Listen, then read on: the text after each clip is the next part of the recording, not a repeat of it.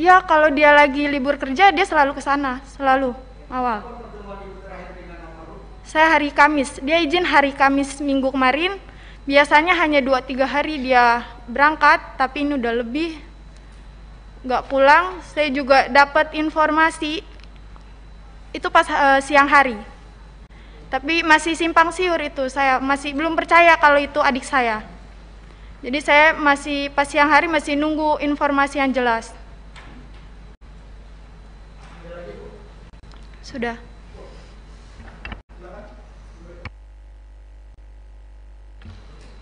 Iya Pak. Kebetulan saya ketemu terakhir dengan adik saya tuh Kamis malam Jumat. Di sana tuh tumben sekali, itu memang beda. Adik saya tuh salaman dengan ibu, dipeluk, dia minta izin, mah doain dede ya.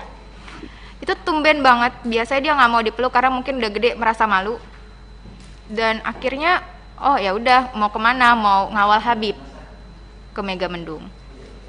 Di hari Minggu itu saya lupa Sabtu malam Minggu atau Minggu malam Senin itu sempat video call dengan kami, dan itu sehat, dia senyum, lagi ngapain, udah makan atau belum. Lalu ketika di hari Seninnya tiba-tiba ada tim laskar datang ke rumah menanyakan, Davi udah pulang belum? Itu ya bertemu dengan ibu saya karena saya sedang di rumah lagi mengerjakan tugas. Terus belum, kan Davi mengawal.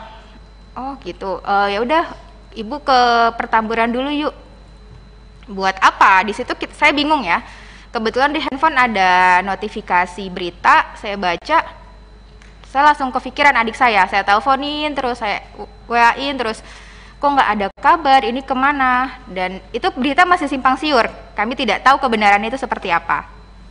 Dan untuk dibilang lukanya itu subhanallah itu seperti ditembak jarak dekat, karena saya tidak ikut memandikan, karena memang kan kalau dalam Islam memandikan kalau misal laki-laki dengan laki-laki, dan itu kebetulan ayah saya yang akan memandikan.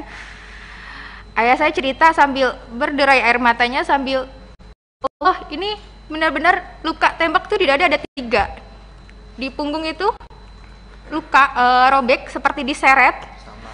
Di jidat ini ada biru seperti dihantam senjata api, yang belakangnya saya kan nggak tahu ya jadi senjata itu seperti apa. Di belakangnya ini biru.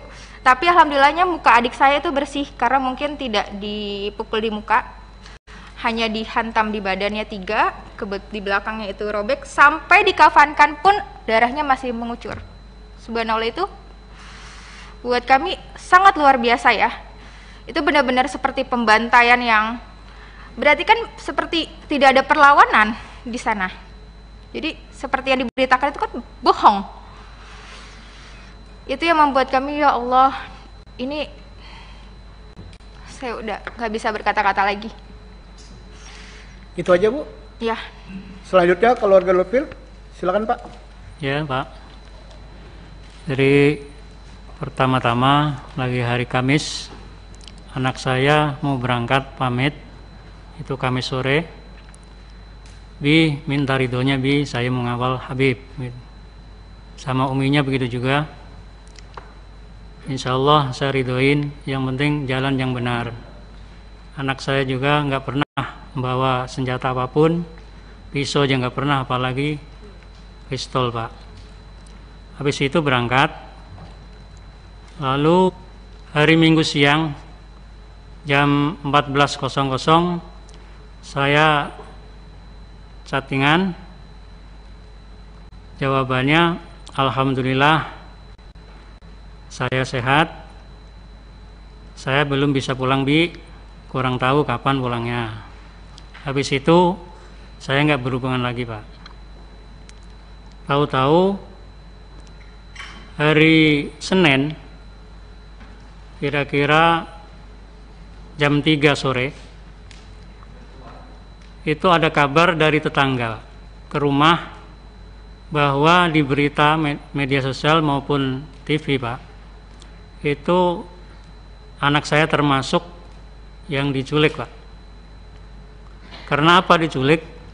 Karena saya melihat sendiri pas dimandikan, menyaksikan itu kayak disiksa di punggung sini nih kayak geseng, Pak.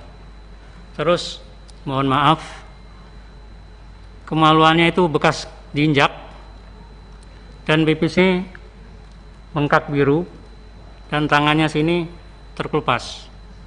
Dan juga tembakannya itu dari jarak dekat 4 lubang sini, Pak. Nembus ke belakang semua, Pak. Nauzubillah summa nauzubillah.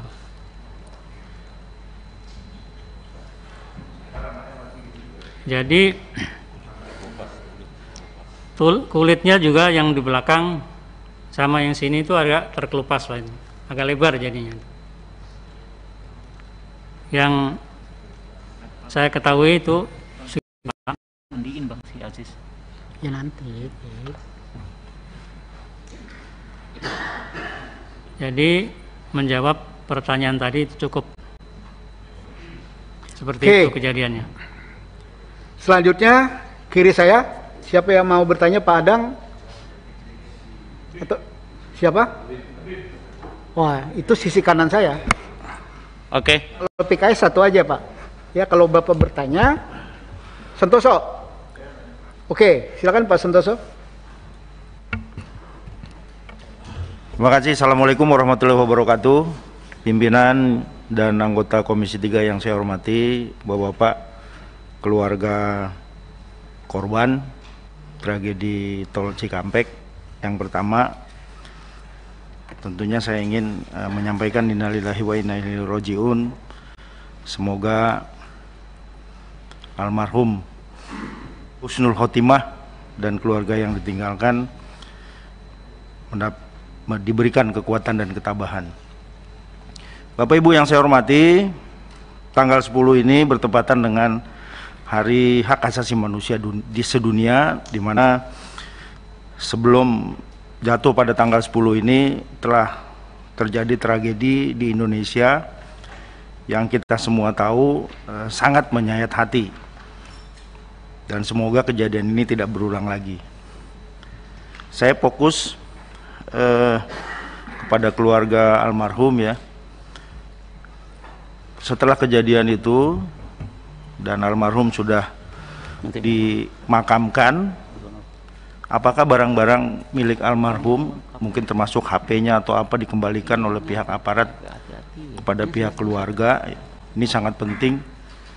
Mungkin nanti bisa menjadi pembuktian pada saat proses-proses ini berjalan gitu. Kemudian yang berikutnya, saya ingin menanyakan juga, apakah pihak keluarga atas kejadian ini merasa terancam gitu, atau ada yang mengancam gitu?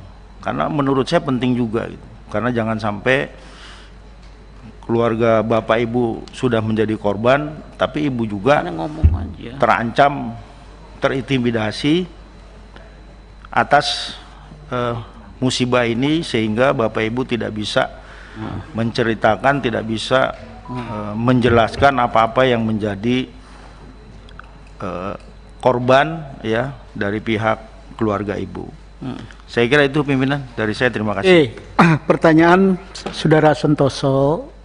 Yang pertama, apakah ada barang almarhum baik Reza, Andi, Lufi, ya, Kadafi itu pada saat jenazah diserahkan, itu ada yang diserahkan HP atau yang lain? Itu pertanyaannya.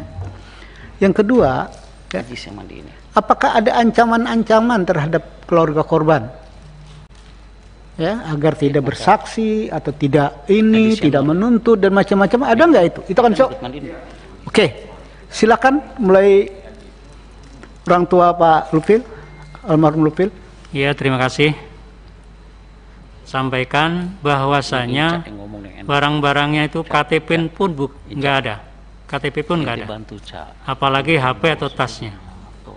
Biasa itu anak saya bawa tas yang kecil itu buat HP dan lain-lainnya. Jadi KTP pun enggak. Atau pakaian juga enggak. Yang keduanya, tadi ada ancaman dan macam-macam, Pak? Saya cuma curiga, kecurigaan saya sendiri, jadi kayak terancam. Jadi banyak wartawan yang tidak jelas gitu, atau orang yang tidak jelas mau menanya yang macam-macam gitu. Tapi insya Allah saya berteguh bahwa saya nggak akan menjawab di situ walaupun ada ancaman apapun. Itu terima kasih. Itu saya. Oke, silakan. Yang mewakili almarhum Qaddafi, silakan.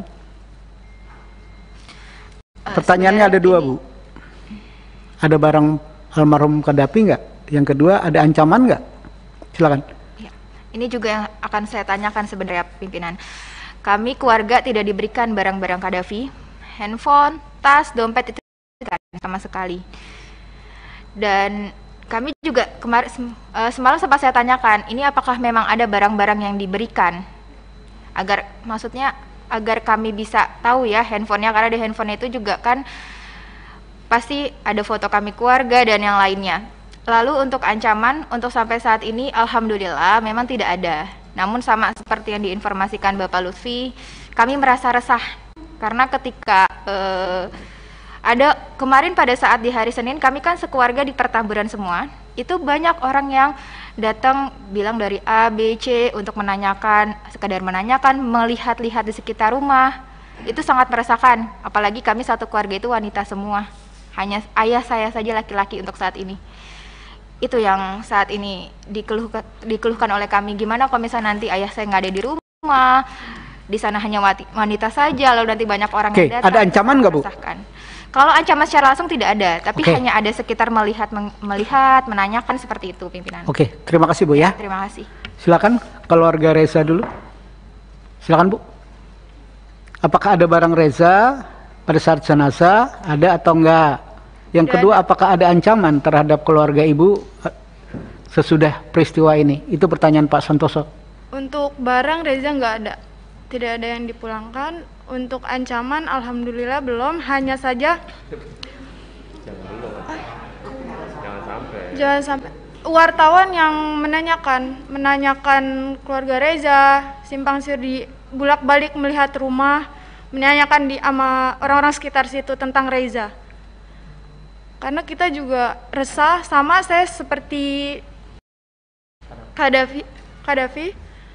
Saya laki-laki di rumah hanya satu, abang saya. Saya di rumah berempat, perempuan satu balita. Kami hanya merasakan resah. Terima kasih. Terima kasih. Keluarga Andi, silakan Pak. Ya, terima kasih Pak Ketua. Sebetulnya sama Pak, ya, dari teman-teman semua perwakilan, nggak ada satupun barang yang saya terima ya punya almarhum, bahkan itu masih aktif loh Pak. Iya, saya bingung, itu masih aktif loh. Nah itulah, cobalah kalau bisa itu barang-barangnya itu dikembalikan seharusnya Pak. Iya.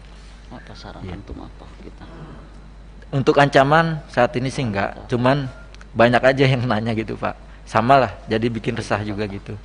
Terima kasih Pak. Terima kasih. Selanjutnya virtual. Siapa yang mau bertanya? Pimpinan satu aja satu. Bentar. Virtual dulu, virtual. Silakan.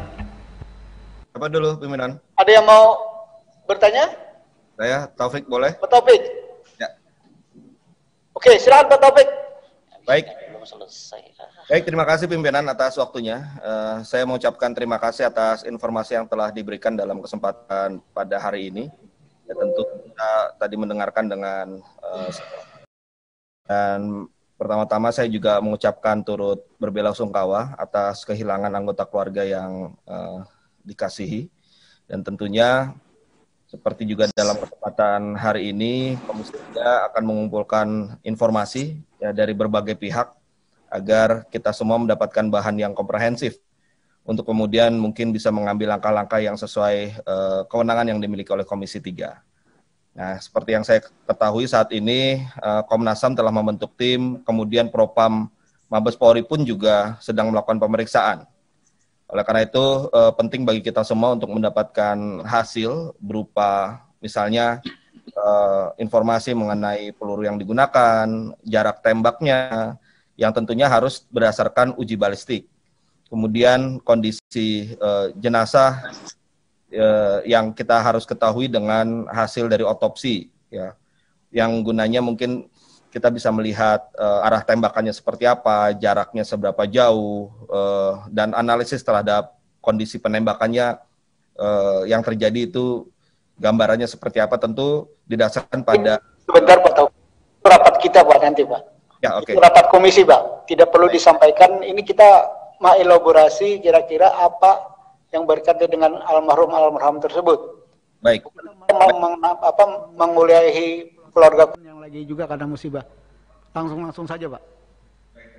Pimpinan. Jadi karena itu titik tekan saya adalah pada soal informasi. Nah, pertanyaan saya adalah apakah dari keluarga korban sudah ada penjelasan khusus yang diberikan oleh kepolisian? Mungkin ada perwakilan dari kepolisian yang datang kepada keluarga korban untuk menerangkan beberapa hal secara langsung, atau kalaupun belum ada, mungkin karena kondisinya masih tegang seperti ini atau masih terlalu dekat waktunya, saya juga menyarankan pada keluarga korban, mungkin juga dengan tim pendamping, di sini ada Bang Ahmad Midan dan kawan-kawan ya, untuk bisa membuka komunikasi juga dengan Propam Mabes Polri ya, untuk menanyakan hal-hal yang tadi sempat ditanyakan, bagaimana dengan barang-barang yang ada dimiliki oleh korban, kemudian apa saja tindak lanjut nanti dari Propam.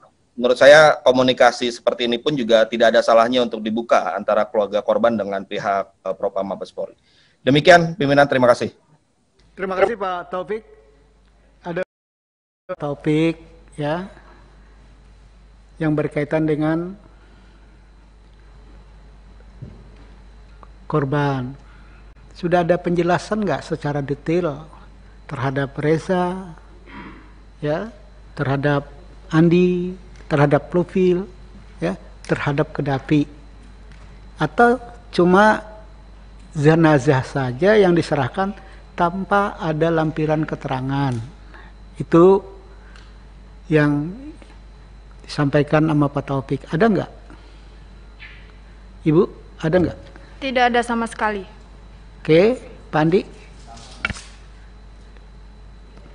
Tidak ada ya Pak ya? Oke. Selanjutnya, sayap kanan. Habib, ringkas padat pada tujuan ya. Silakan. Ya, terima kasih. Mungkin pertama saya perlu secara khusus menyampaikan duka cita yang mendalam, innalillahi wa inna ilaihi rajiun, turut berduka atas wafatnya para korban. Kami di sini nanti berupaya semaksimal mungkin menampung informasi apapun dari keluarga supaya kasus ini bisa hukum bisa benar-benar ditegakkan. Yang kedua, saya mungkin membaca di media bahwa saudara pengacara ini, kuasa hukum, melihat kondisi langsung dan ikut memandikan jenazah. Mungkin bisa diceritakan ke sini. Terima kasih. Silakan. Ada mekanisme pimpinan di sini. Pimpinan. Ya. Ada mekanisme. Itu nanti dari semua nanti ada lawyer ya akan saya minta ngomong ya. Oke. Ada tambahan, Pak Habib? Cukup. Selanjutnya Habib Abu Bakar, ringkas padat pada tujuan. Ya, panjang dikit bolehlah karena kasusnya besar. Jangan panjang-panjang, Pak. Bismillahirrahmanirrahim. Assalamualaikum warahmatullahi wabarakatuh.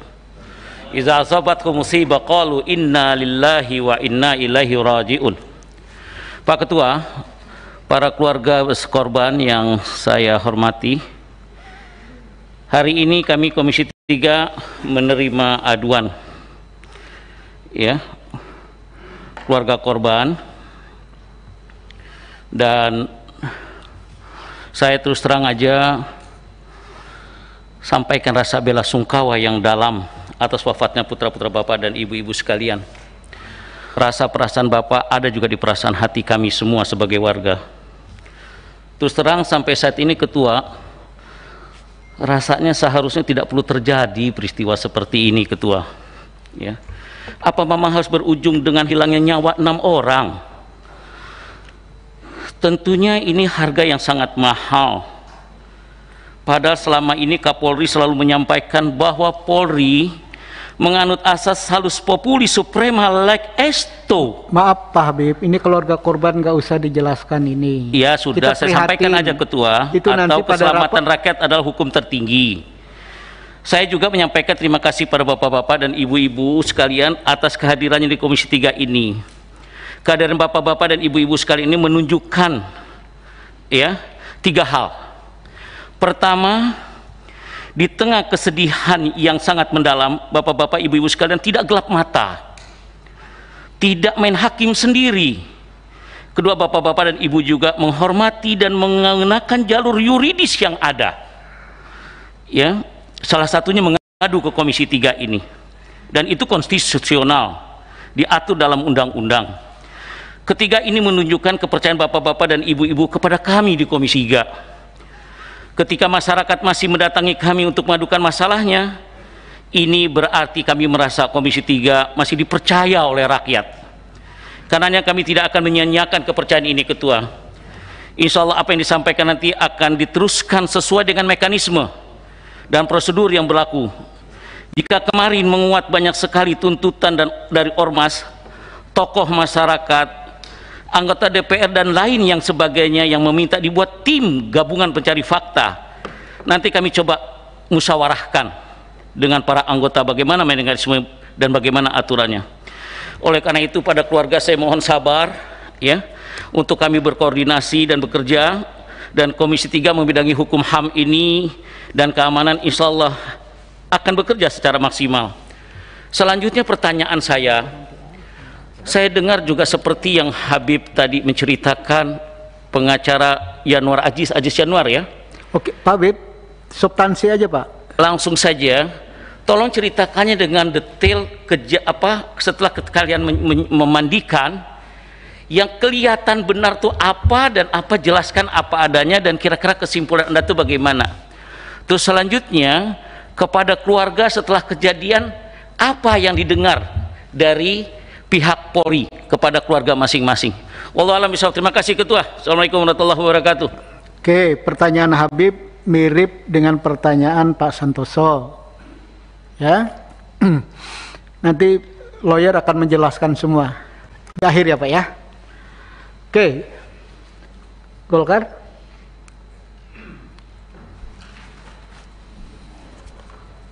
Terima kasih pimpinan. Yang saya hormati pimpinan dan anggota Komisi 3, yang saya hormati para keluarga korban. Pertama-tama saya mengucapkan turut berduka cita yang sedalam-dalamnya atas berpulangnya ke rahmatullah anak keponakan kita yang telah mendahului.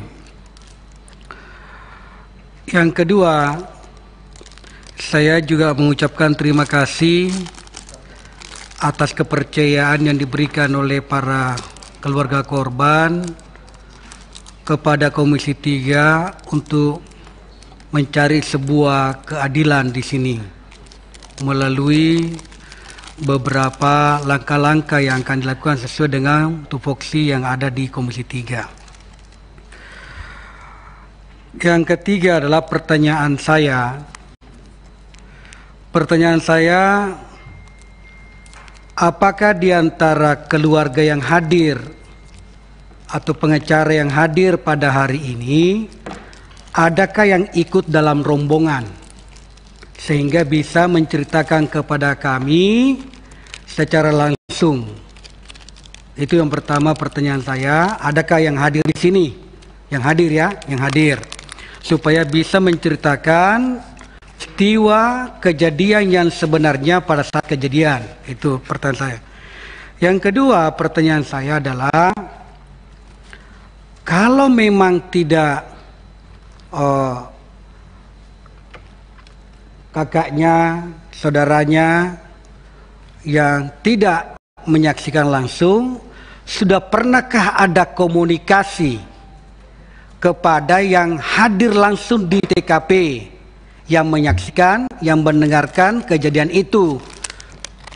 Apakah sudah mendengarkan langsung dari yang ada di TKP pada saat itu, supaya kita bisa mendapatkan kira-kira penjelasan yang benar-benar faktual. Itu yang harapan kita. Saya kira hanya 2 pertanyaan saya, Pak Ketua. Terima kasih. Assalamualaikum warahmatullahi wabarakatuh. Terima kasih. Silakan dari keluarga Lupil dulu. Pertanyaan Pak Supriyansa dari Golkar. Iya, terima kasih Pak Ketua. Jadi belum ada sama sekali. Jadi semuanya itu memang belum. Saya nggak bisa tidak berhubungan sama orang yang menyaksikan. Saya tidak berhubungan karena mungkin masalah medsos saya kurang tahu Pak gitu. Jadi itu aja, terima kasih. Oke, silakan Bu. Kami juga sama ya pimpinan, kami juga belum berhubungan secara langsung dengan saksi mata. Tolong yang dekat dengan mic-nya Bu agar kawan-kawan wartawan mendengarnya. Kami juga sama, kami belum berhubungan secara langsung dengan saksi mata. Itu, makasih. Oke, silakan Pak. Ya, kemarin saya cuma dapat secara langsung pemberitahuan cerita ya, langsung di situ. Tapi cerita ini kan, kejadian ini memang keluarga, ngiringin keluarga pengajian, bukan ngiringin kemana-mana, keluarga, sekeluarga isinya, ya kan. Kejadian itu aja, kenapa bisa terjadi seperti ini gitu. Dan kalau untuk saya nanya ke langsung, yang artinya temennya korban, saya belum dapat langsung ya. Saya hanya dapat dari cerita dari kemarin saya mengikuti proses pemakaman di Megamendung ya, itu aja. Terima kasih. Terima kasih. Ibu? Sama, saya juga belum bertemu. Pak Arsul?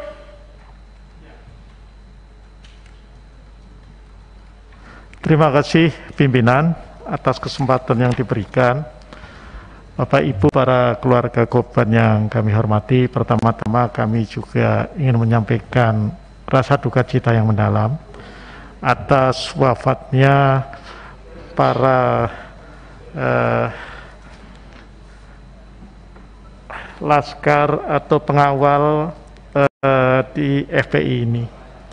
Tentu ini sebuah peristiwa yang luar biasa karena menyangkut 6 nyawa. Pada kesempatan ini kalau diperkenankan pimpinan, saya mohon nanti dibantu. Saya sudah membaca apa yang disampaikan oleh teman-teman tim pendamping, tetapi saya kira perlu lebih komprehensif lagi, terutama yang terkait dengan lokus delikti ya. Di sini ada disebutkan dari kawasan di Bogor kemudian ke tol Jakarta Cikampek, itu belum menggambarkan satu detail saya kira yang diperlukan. Kenapa itu perlu? Sehingga kalau kami nanti dalam menjalankan fungsi-fungsi pengawasan terhadap mitra ini juga mempunyai informasi yang lebih komprehensif, sehingga bisa kami bandingkan antara yang disampaikan oleh teman-teman tim hukum ini dengan katakanlah yang nanti akan dijelaskan oleh pihak kepolisian.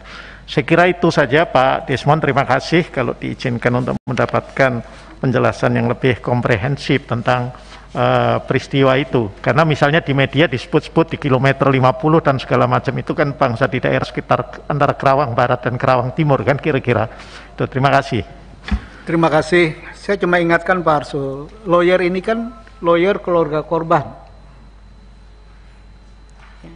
Lawyer keluarga korban. Jadi pertanyaan Pak Arsul itu kita harus bertanya kepada juru bicara EPE ya, Pak Munarman ya. Itu lebih tepat ya bicara kronologisnya. Ya. Jadi nanti mungkin ya lawyer ngomong apapun nih boleh nanti ya terakhir ya. Ada 3 pertanyaan dari 2 Habib ya, 1 Pak Arsul yang nanti dijawab ringan Pak. Selanjutnya Atria Dahlan. Silakan Pak Darya. Terima kasih Ketua. pimpinan Komisi 3 yang saya hormati, anggota Komisi 3 yang saya hormati, para keluarga korban, keluarga kami yang saya hormati, yang saya banggakan. Pertama-tama, selamat datang di gedung DPR ini, rumahnya rakyat, rumah semuanya termasuk juga rumahnya FPI. Terima kasih sudah percaya sama kami, sama DPR. Tadi juga sudah memberikan info, begitu lugas, sepertinya kita ini memang tidak bersekat. Saya yakin informasi yang tadi merupakan bagian dari pengayaan Komisi 3 untuk melihat fakta ini sehingga bisa lebih jernih lagi. Kami semua tentunya sepakat, fraksi PD Perjuangan juga sepakat untuk mencari titik terang sehingga tidak ada polemik terkait dengan fakta yang sesungguhnya. Bahkan kita juga melepaskan kesempatan kepada semua pihak, ada Komnas HAM, ada Mabes Polri, ada Propam, ya, siapapun yang ingin mencari kejelasan perkara ini, kita lindungi dan kita nyatakan itu sebagai suatu proses yang sangat konstitusional. Berikut secara resmi atas nama PD Perjuangan kami mengucapkan turut berduka cita yang mendalam, bela sungkawa yang sedalam-dalamnya atas meninggalnya 6 orang keluarga Bapak Ibu yang gugur dalam peristiwa yang kita bicarakan pada hari ini.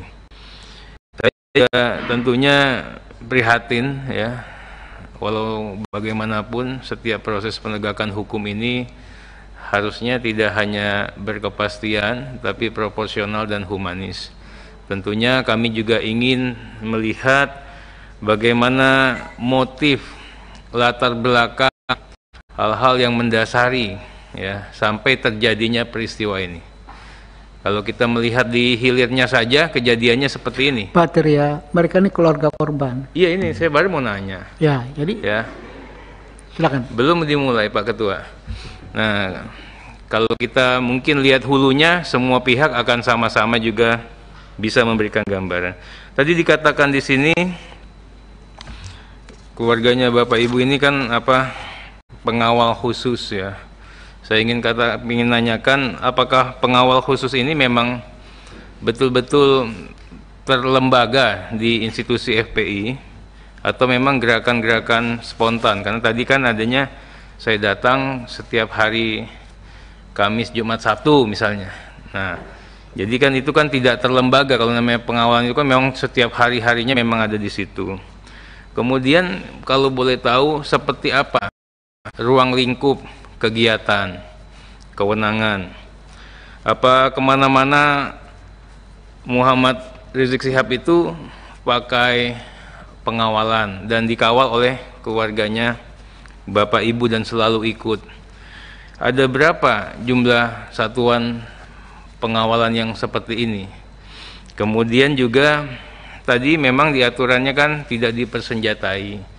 Makanya saya juga ingin itu memang kalau logika akal sehatnya kok masa punya senjata, ya, nggak mungkin, ya. Tapi kita ingin sampaikan nanti, boleh nggak nanti dicari teman-teman yang betul-betul meyakinkan, yang teryakinkan kita semua memang hadir pada saat itu, memang keluarganya Bapak Ibu itu memang tidak dipersenjatai. Nanti Pak pengacara mohon, ini saya membantu sebenarnya, membantu teman-teman juga untuk bisa. Kemudian katanya Pak Muhammad Rizik Syihab ini dikuntit, diikuti dan diintai Pak pengacara, ya. Nanti itu waktu dilakukan perbuatan seperti itu, apa sudah ada laporan ke kepolisian bahwa kita ini merasa nggak nyaman ini dilakukan pemantauan seperti itu? Sudah dilaporkan ke polisi atau ke siapa? Saya itu tidak mau mendebat fakta. Yang satu bilang bawa senjata, yang satu bilang tidak bawa senjata di hadapan Bapak Ibu. Karena pertama-tama Bapak Ibu ini kan korban. Empati kami kepada Bapak Ibu sudah pasti kami berikan. Tapi atas nama objektivitas tentunya kami juga mohon nanti Bapak Ibu bisa menghadirkan teman-teman yang turut terlibat di situ, yang bisa memberikan keyakinan bahwa memang ini memang nggak ada yang bawa senjata, itu loh. Sehingga nanti kita bisa lebih gampang lagi untuk untuk memastikan dan memperjuangkan fakta hukum ini di hadapan, ya, salah satunya mungkin mitra kami yang dari kepolisian. Kami tentunya membantu dan memberikan atensi yang sebesar-besarnya. Bahkan tadi kalau dikatakan meminta keadilan, pastinya kita bantu, Pak. Ya, pastinya kita bantu. Kemudian juga kalau dikatakan mengawal proses hukumnya, ya, terhitung dengan kejadian ini, Mas, kita kan juga libat, walaupun kita tidak hadir ya. PD Perjuangan tuh memantau, semuanya keadilan itu kita pantau betul, Pak. Sampai kita titipkan, Pak Pengacara, mudah-mudahan juga bisa disampaikan ya nanti ya.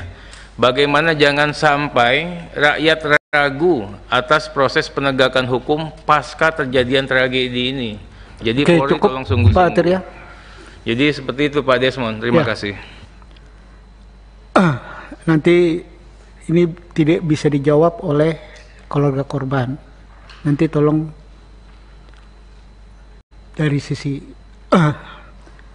lawyer, tapi juga kan agak-agak repot juga gitu loh. Ya, pada prinsip dasar Komisi 3 apa yang disampaikan Pak Atria Dahlan itu ingin mencari kebenaran dari dua pihak yang sampai hari ini kami ini berusaha untuk di tengah-tengah. Ya. Keterangan dari EPI begini, keterangan dari pihak kepolisian begini. Sekarang kita mendengar keluarga korban. Maka tentunya ya, rapat kita hari ini adalah kita mendengar kapasitas keluarga korban. Mungkin ada hal-hal yang diketahui seperti yang dipaparkan Pak Atria Dahlan. Itu yang sangat kami perlukan. Hal-hal dalam rangka ya, Bapak minta bantuan, kami juga minta bantuan agar fakta yang sebenarnya itu yang mana, ya, agar Komisi 3 jelas arah tujuannya. Ini ada ketidakadilan, tapi ada informasi yang hari ini simpang siur.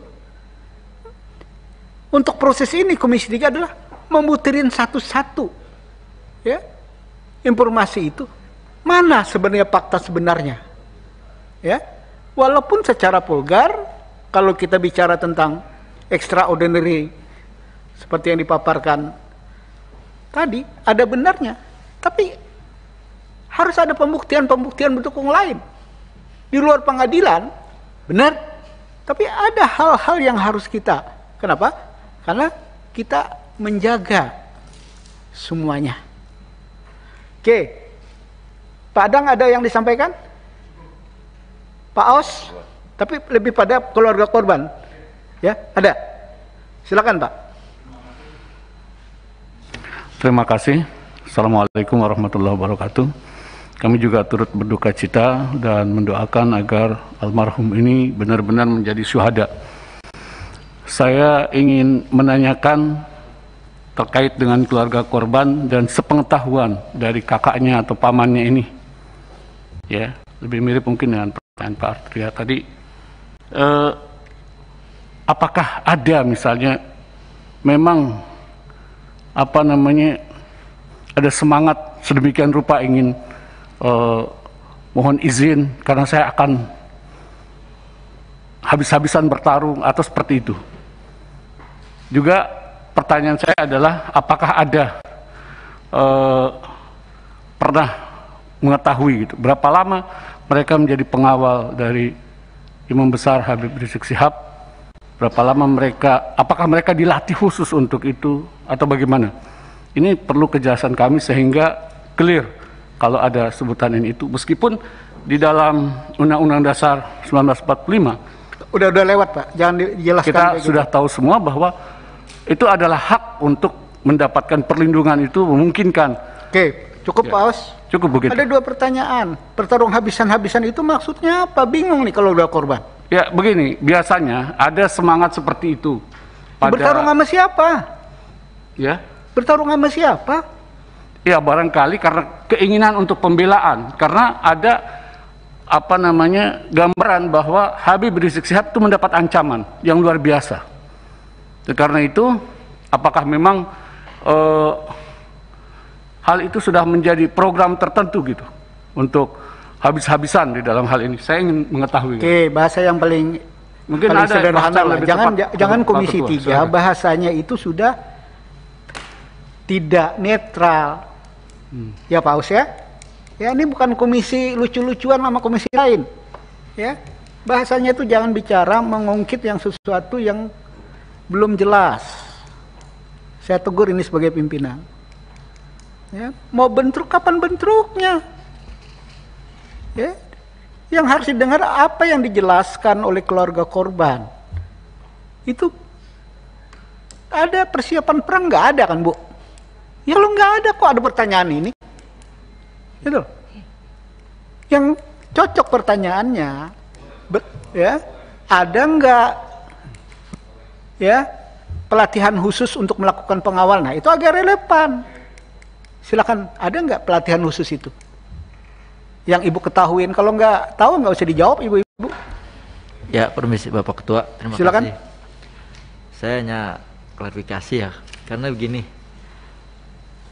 Tadi saya sudah terangkan bahwasannya ini rombongan imam untuk mengaji keluarga. Ya. Datang di perjalanan jam 10 itu untuk rombongan keluarga diiringin dua mobil laskar depan, 2 di belakang. Kan seperti itu. Ya, mungkin udah pada tahu.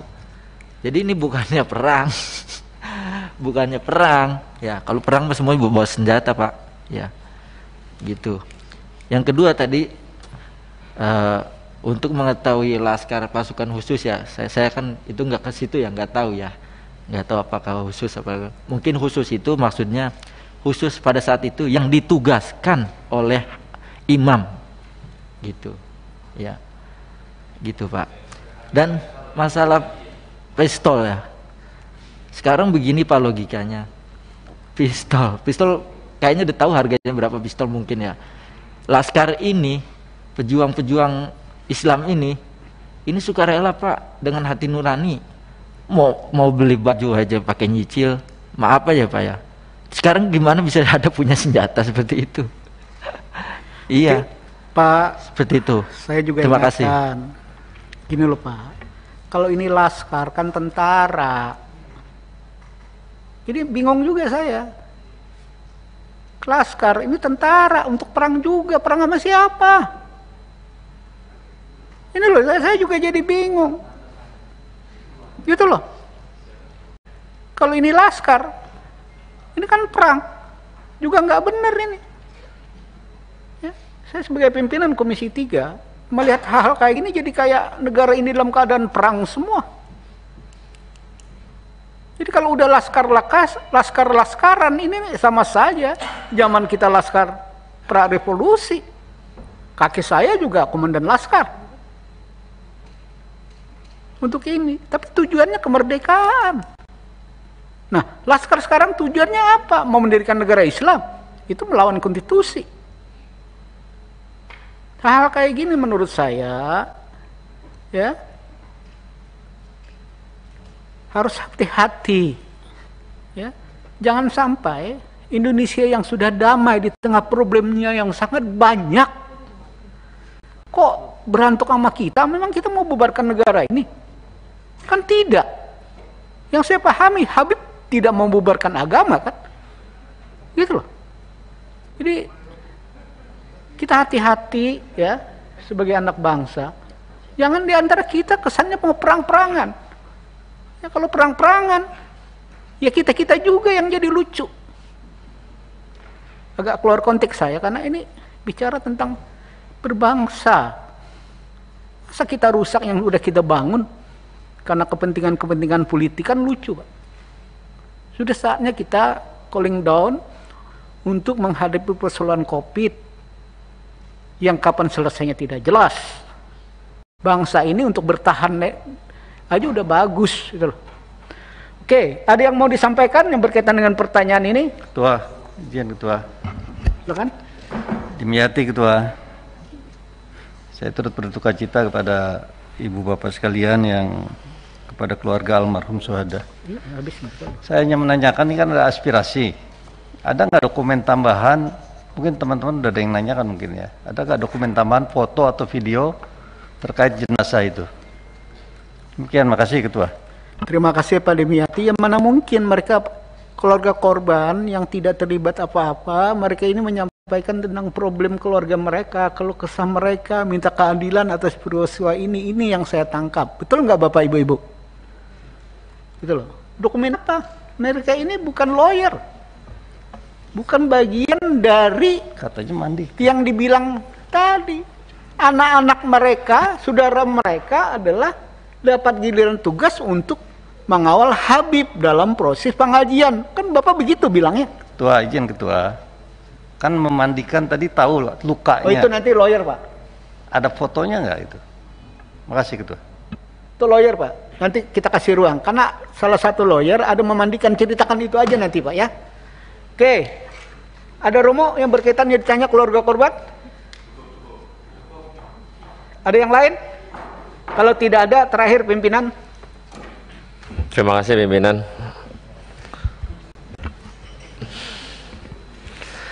Yang pertama, untuk para keluarga korban, saya turut berduka cita yang dalam. Saya tidak banyak, cuman tadi saya koreksi tentang bahasa pembantaian yang tadi keluarga korban sampaikan. Karena sampai hari ini, sampai detik ini, polisi belum menyampaikan secara lugas tentang kejadian di jalan tol. Bapak Ibu perlu bersedih benar bila mana pun terjadi dengan keluarga saya demikian. Tapi karena ini adalah negara hukum, maka kita ikuti proses hukum yang dilakukan oleh kepolisian. Bapak datang ke Komisi 3 memberikan aspirasi luar biasa, kami bangga. Tapi kami belum bisa memberikan keputusan apapun. Tapi kita akan memberikan keputusan setelah polisi memberikan lembaran transparansi apa yang telah dilakukan pada malam penembakan tersebut. Pertanyaan saya, Bapak Ibu, keluarga korban, yang saya dengar ada 10 orang pendamping Muhammad Rizik Syihab yang katanya yang 4 orang kabur, katanya mengamankan Muhammad Rizik Syihab. Pertanyaan saya, mungkin ini bisa dijawab oleh keluarga korban atau dari lawyer, kemanakah Rizik Syihab berada? Itu pertama. Yang kedua, 4 orang yang kabur tersebut, apakah Bapak Ibu kenal? Dan pernah gak komunikasi dengan keluarga atau memang Bapak Ibu kenal juga? Kita nggak mau negara ini porak-poranda pecah belah atas informasi yang belum tepat untuk disampaikan. Kita memahami kesedihan, kepedihan yang Bapak Ibu berikan. Tapi minimal kita dalam konteks Komisi 3 adalah menerima keluhan Bapak Ibu untuk mencari keadilan. Kami akan terima dengan sangat luas dan kita akan sampaikan itu nanti setelah polisi menyampaikan transparansi tentang kasus yang ada. Mungkin itu pimpinan, terima kasih. Catatannya begini Pak, Komisi 3 ini kan menunggu Pak, ya, karena pengawasan kami ya menunggu. Satu langkah lebih maju, pansus, ya ini lawyer tolong nanti dijelaskan ini, tapi kan tidak mungkin pansus, ya, karena belum, masih ngambang, ya, kalau bicara pansus tingkatannya kan tanggung jawabnya kemana? Gitu loh Pak.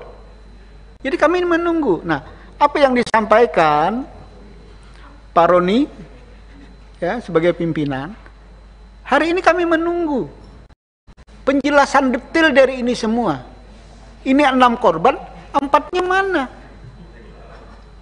Ada peristiwa, mana saksi ya yang lain? Kenapa tidak berani bersaksi? Itu yang sebenarnya yang disampaikan Pak Roni. Saksi ini agar semuanya jadi jernih. Hari ini baru sebatas keterangan polisi, keterangan dari pihak FPI. Agak susah bagi Komisi 3. Ya, hari ini Komisi 3 belum bersikap apa-apa. Karena masih menunggu. Kenapa menunggu? Karena belum. Maka ada Komnas HAM, ya, ada Amnesty International. Apakah nanti pemerintah akan melakukan tim independen seperti biasanya? Jadi kami belum rapat menentukan langkah-langkah, karena kami mengharapkan FPI datang ke Komisi 3, kita akan dengarkan. Ya, sebelum tentunya kami panggil pihak kepolisian. Kalau FPI tidak memberi bisa penjelasan ke Komisi 3 apakah rapat terbuka atau tertutup, tidak mungkin kami mengundang mitra. Dijawab mitra juga kami tidak bisa bantah apa-apa berdasarkan informasi yang sama-sama siapa yang benar di antara dua pihak. Begini Bapak Ibu, dua pihak ini kan kami harus berada di tengah-tengah agar melihat secara jernih yang benar itu mana. Maka kami menunggu saksi-saksi atas peristiwa ini agar kita bisa melakukan langkah-langkah ke depan. Saya pikir sebelum saya tutup, silakan ringkas padat, senior. Silakan. Assalamualaikum warahmatullahi wabarakatuh. Pimpinan sidang yang kami hormati, seluruh anggota Komisi 3.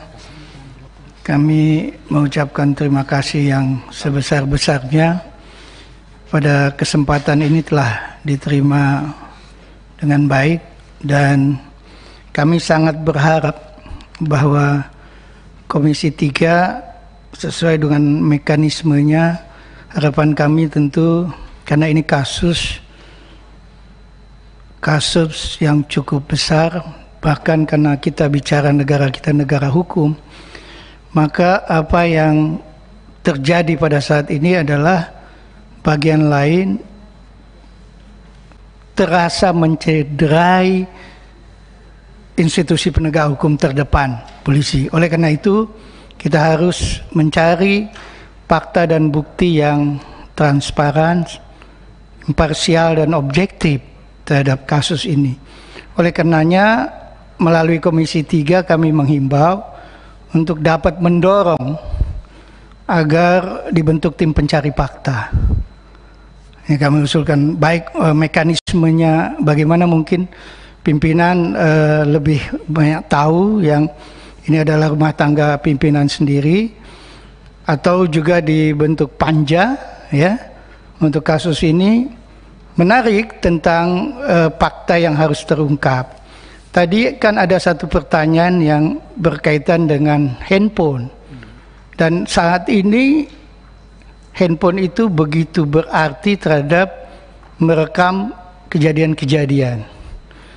Oleh karena itu, menurut hemat kami, karena dari keluarga tadi belum ada yang mendapat pengembalian, dari tim penasihat hukum juga tidak dapatkan itu. Oleh karena itu harus diamankan. Jadi untuk berbicara imparsial, netralitas, objektivitas, tentu tidak, karena ini kan yang disoroti adalah institusi kepolisian. Tidak tentu saja barang-barang yang berkaitan dengan pembuktian itu harus di luar institusi yang bermasalah tentu. Temat kami itu bagian terpenting yang harus digarisbawahi. Yang kedua, harapan kami, karena kami tahu bahwa Komisi 3 dalam waktu dekat ini akan reses yang cukup panjang, hampir 1 bulan ya. Oleh karenanya kami juga meminta untuk ada pemantauan yang serius ya. Apakah nanti Komisi 3 melalui pimpinannya atau Pak Desmond sebagai pimpinan sidang pada hari ini, bagaimana mengusulkan supaya Komisi 3 juga melakukan pemantauan secara aktif. Kaitan dengan beberapa hal yang cukup penting atas kejadian ini adalah para saksi. Saksi-saksi yang tadi ada katanya 4 orang yang masih belum diketahui. Nah, kebetulan salah satu tim kita juga adalah dari EPI. Sedianya kami meminta Sekjen sudah siap hadir sebetulnya pada hari ini. Saya konfirmasi ke beliau tapi mendadak saya nggak ngerti karena ini ada aturan COVID begitu loh ya. Kemudian kami belum dapat penjelasan, beliau tidak berhalangan hadir saat ini. Jadi intinya adalah kami meminta kepada Komisi 3 melalui persidangan ini untuk intensif membentuk tim pencari fakta ya supaya netralitasnya bisa terjaga dan kemudian memantau secara terus-menerus atas perkembangan kasus ini. Selanjutnya mungkin yang agak detail tadi ada beberapa hal yang juga ditanyakan para anggota Komisi 3. Mungkin Pak Aziz ini kebetulan juga di dalam struktur FPI beliau juga masuk ya, wakil sekretaris, barangkali bisa dimintai sesuai dengan apa yang beliau miliki. Demikian dilanjutkan oleh Pak Baris. Wabillahi taufiq wal hidayah. Assalamualaikum warahmatullahi wabarakatuh. Oke, Pak Aris, ringkas padat Pak, bicara tentang Anda katanya ikut memandikan mayat itu aja, ya. Karena tadi juga Pak Ahmad Mijan bilang bahwa berharap Komisi 3 reses pun masih terima pengaduan kan? Itu udah kita rencanakan Pak, ya. Jadi untuk EPI mengadu dengan catatan detail termasuk bahwa saksi-saksi ya atas peristiwa ini kalau benar ada 4 orang atau lebih daripada itu kita akan selalu buka. Nanti kita akan rapatkan ya apakah panja, apakah tim saja selama reses, bahwa Komisi 3 reses minta izin pimpinan DPR untuk kita boleh terima pengaduan. Silakan. Terima kasih pimpinan. Mohon izin saya sedikit tanggapi satu-satu tapi singkat saja. Ya, yang saja. pertama, lokusnya itu dari Perumahan The Nature Mutiara Sentul ke arah Kerawang. Tadi dari Bapak anggota Dewan ada pertanyaan demikian. Kemudian selanjutnya memang sejak 2 hari itu di lokasi sudah ada yang mengikuti dan memantau kondisi di Perumahan The Nature Mutiara itu, ada mencurigakan. Kemudian selanjutnya mengenai dokumentasi kita alhamdulillah menyimpan lengkap video, foto dengan akurasi yang sangat baik. Insya Allah jika memang terbuka untuk kita publish dan kita cross check untuk membuka tabir ini kita siap. Kemudian juga terkait yang kondisi jenazah, saya ada di iring-iringan pertama terkait jenazah pertama atas nama Andi Oktiaman. Saya juga melihat bagaimana itu diproses. Saya lihat. Bentar. Itu bisa rapat lain nggak nanti kita agendakan? Bisa. Kan Anda menarik sekali. Ya. Bahwa bukti-bukti itu kan kita mungkin ada rapat lain ya. Ada saya mau tambahkan lagi. Ya? Kita juga memiliki saksi-saksi di lokasi rest area 57 yang juga menegaskan bahwa itu terjadi tadi yang Pak Sahroni tadi katakan bukan pembantaian. Itu arahnya tapi bukan di sini, mungkin penjelasan lebih detail karena itu sangat memilukan. Kita ada saksi juga insya Allah. Kemudian juga terkait kondisi jenazah saya lanjutkan. Saya melihat sendiri mata sebelah kiri ini seperti ada bekas peluru tembus ke belakang. Kemudian ketika dimandikan kondisinya hampir semua tubuh badan ini ada bekas lubang peluru tembus ke belakang. Ada satu juga di kepala belakang telinga tembus ke sini, artinya dia dari samping. Kemudian ada yang bekas luka bakar semacam disiksa di belakang. Kemudian ada juga yang terkelupas seperti terseret atau dikelupas gitu kulitnya. yang jelas sangat memilukan fisiknya ya seperti itu. Tapi nanti dokumentasinya sudah kita siapkan. Kemudian satu, mohon pimpinan perlu diketahui bahwa keluarga awalnya tidak pernah mengizinkan otopsi. Dan kita memiliki surat pernyataan itu jelas dan juga tidak mengizinkan dimandikan. Akan tetapi ala kulli hal pihak kepolisian melakukan itu sepihak. Kemudian yang terakhir terkait iring-iringan, saya sedikit koreksi bahwa penjelasan bahwa ada yang kabur terkait dengan kondisi-kondisi itu menurut kami itu sangat tidak logis, dan saksi yang beriring-iringan menegaskan bahwa satu mobil itu saja yang ya itu nanti foto-foto bukti-bukti video itu mendukungnya, Mas. Ya. Tadi itu untuk jenazah. Artinya saya meluruskan bahwa menurut informasi hanya 6 orang ini memang yang syahid, dan memang 6 orang dalam satu mobil. Artinya tidak, kalau misalnya ada informasi dalam satu mobil ada 10 orang itu tidak benar seperti itu. Itu singkat saja. Terima kasih Pak Pimpinan atas waktunya. Assalamualaikum warahmatullahi wabarakatuh. Oke, tanpa terasa luar biasa juga kita. Sebelum saya tutup, ada catatan yang ingin saya sampaikan. Pertemuan hari ini sebenarnya lah agenda mendengarkan keluarga korban. Ya. Tapi ada tambahan dari lawyer yang juga anggota EPI yang sangat menarik.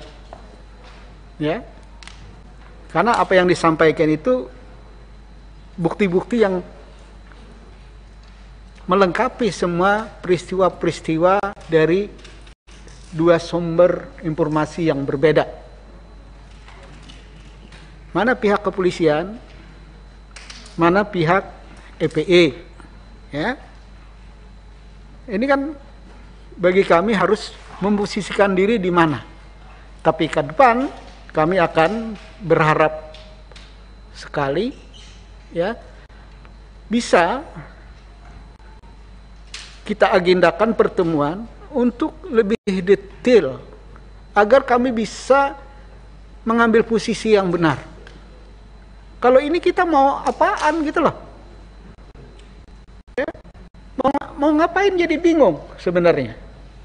Nah inilah posisi Komisi 3. Reses tidak menghalangi pengaduan, begitu Pak. Ya, itu disepakatin. Ya, tinggal kita pelinukan nanti. Ya.